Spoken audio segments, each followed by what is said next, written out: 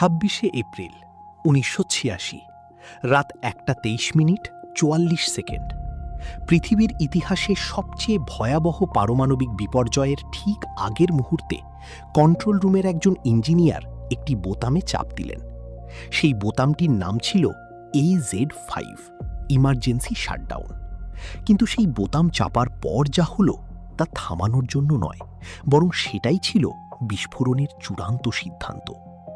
প্রশ্নটা আজও থেকে যায়, সেই রাতে কি সত্যিই কেউ জানত না কি ঘটতে চলেছে, নাকি জেনেও থামানো হয়নি? ইউক্রেনের প্রিপিয়াত শহর, সোভিয়েত ইউনিয়নের গর্বের প্রতীক, চেরনোবিল নিউক্লিয়ার পাওয়ার প্ল্যান্ট।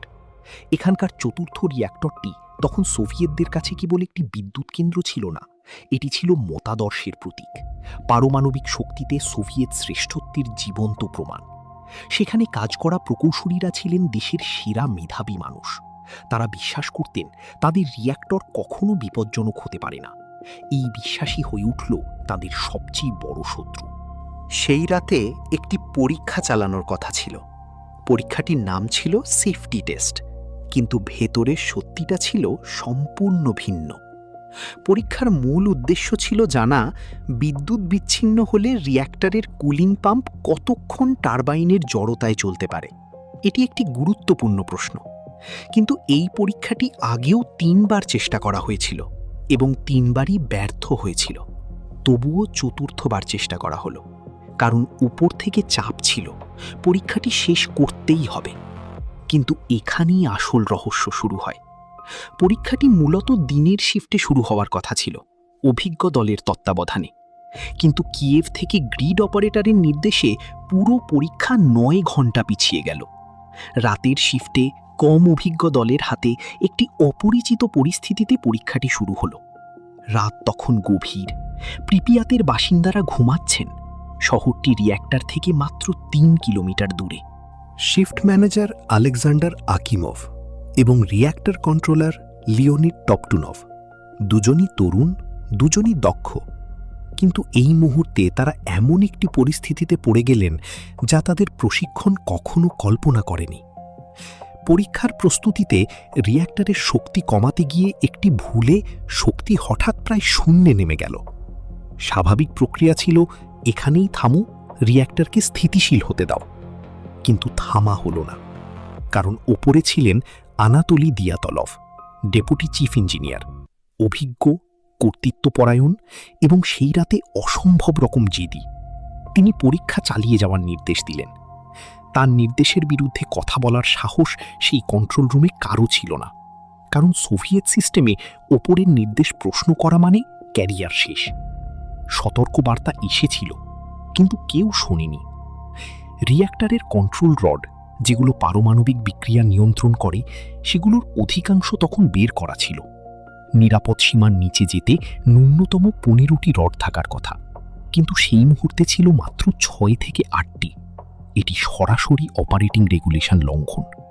এই মুহূর্তে পরীক্ষা চালানো মানে একটি বোমার উপর বসে দেশলাই চালানো। কিন্তু পরীক্ষা চলল, এবং তারপর এলো সেই মুহূর্ত। রাত 1:23 40 সেকেন্ড।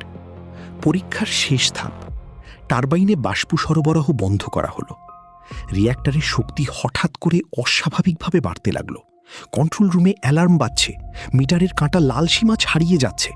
তখন আকিমভ চিৎকার করলেন, AZ5 শাটডাউন। টপটুনভ বোতাম চাপলেন। কিন্তু এই রিয়্যাক্টরের একটি ভয়ঙ্কর ত্রুটি ছিল, যা সোভিয়েত কর্তৃপক্ষ বছরের পর বছর লুকিয়ে রেখেছিল। কন্ট্রোল রডগুলোর নকশায় এমন একটি মারাত্মক ঘাটতি ছিল যে সেগুলো রিয়্যাক্টরে প্রবেশের প্রথম কয়েক সেকেন্ডে বিক্রিয়া কমানোর বদলে আরও বাড়িয়ে দিত।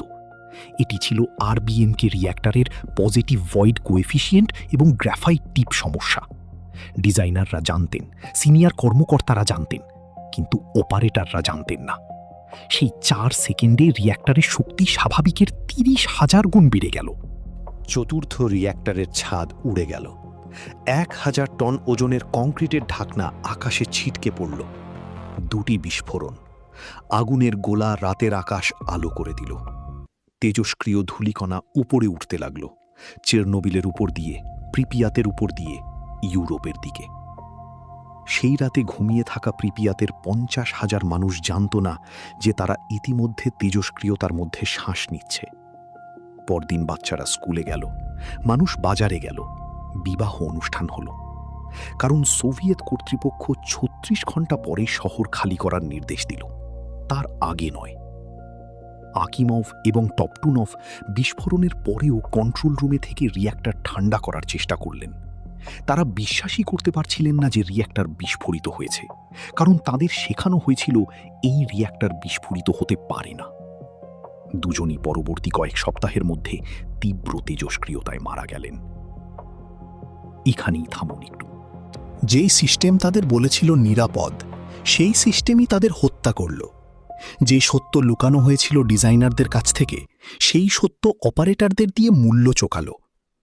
চেরনোবিল কেবল একটি প্রযুক্তিগত ব্যর্থতা নয়, এটি একটি সিস্টেমের ব্যর্থতা, যেখানে প্রশ্ন করা যেত না, সন্দেহ করা যেত না, থামা যেত না, যেখানে সত্য ছিল রাষ্ট্রের সম্পত্তি, মানুষের অধিকার নয়। আজ চেরনোবিলের 30 কিলোমিটার এক্সক্লুশন জোনে গাছপালা জন্মায়, পশু পাখি ঘুরে বেড়ায়, কিন্তু মানুষ নেই। প্রিপিয়াতের ভাঙা অ্যাপার্টমেন্টে এখনও কারো রেখে যাওয়া খেলনা পড়ে আছে। কোনো এক শিশু যেটি ফেলে গিয়েছিল 36 ঘন্টার নোটিশে, ভেবেছিল হয়তো ফিরে আসবে, সে আর ফেরেনি। চেরনোবিল আমাদের শেখায়, ক্ষমতা যখন সত্যের চেয়ে বড় হয়ে যায়, যখন সিস্টেম মানুষের চেয়ে গুরুত্বপূর্ণ হয়ে ওঠে, তখন বিপর্যয় কেবল সময়ের অপেক্ষা। এমনই আরও রহস্য, রোমাঞ্চকর ঘটনা সবার আগে জানতে চ্যানেলটি সাবস্ক্রাইব করে বেল আইকনটি বাজিয়ে দিন।